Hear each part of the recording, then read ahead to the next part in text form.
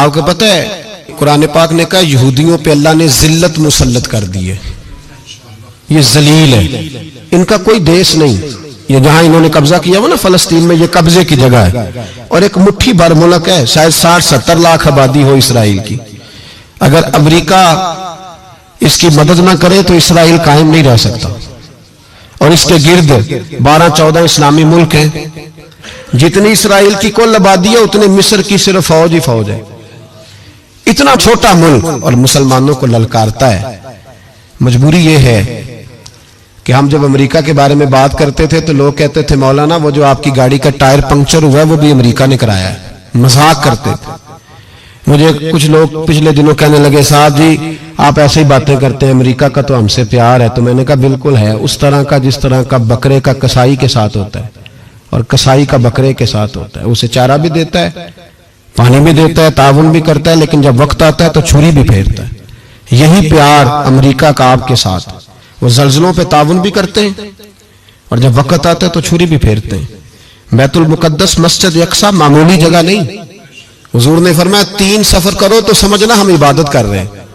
कौन कौन से? फरमाया अगर बैतुल्लाह जाओ तो इबादत समझ के जाना, मस्जिद नबी की तरफ जाओ तो इबादत है, और मस्जिद अक्सा की तरफ जाओ तो ये भी इबादत है। और फरमाया मस्जिद अक्सा में जिसने एक नमाज पढ़ी उसे 25,000 नमाजों का सवाब मिलेगा।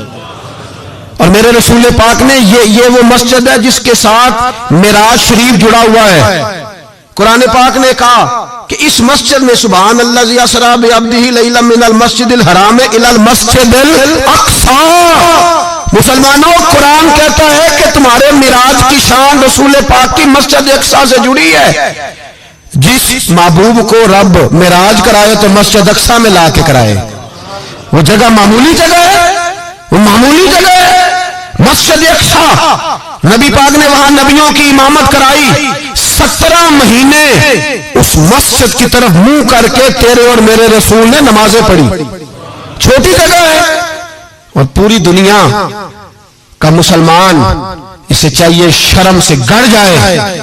एक अमेरिका का सदर बोल के कहता है कि इसराइल को इजाजत है उसे दारुल हुकूमत बनाए, और मुसलमान हुक्मरान बयान दे रहे हैं जालिमों लुटेरो तुम अपनी अपनी सियासतें चमकाने के लिए पहले एक दूसरे को गालियां देते हो, फिर इकट्ठे बैठ जाते हो नंबरिंग करने के लिए।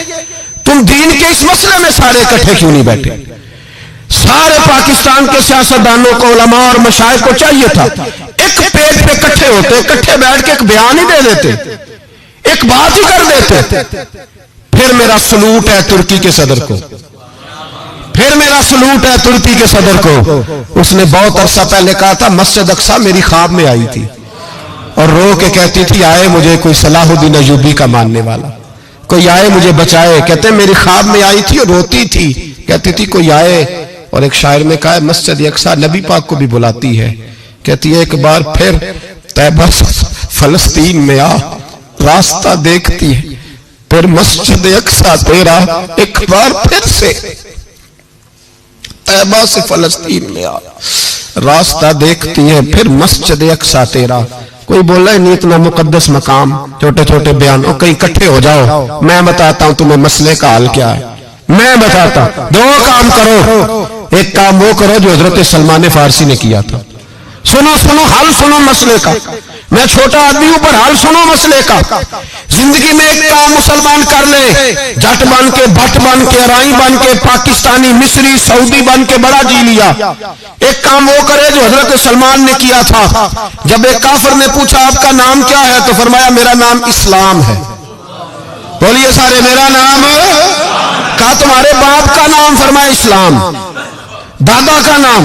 का इस्लाम। परदादा का नाम? बाजू तेरा तौहीद की कुव्वत से कवी है, इस्लाम तेरा देश है तो मुस्तफवी है। एक काम वो करो जो हजरत सलमान ने किया था। काफिर जब पूछे तो कहो हम सारे इस्लाम हैं। हम सारे क्या हैं?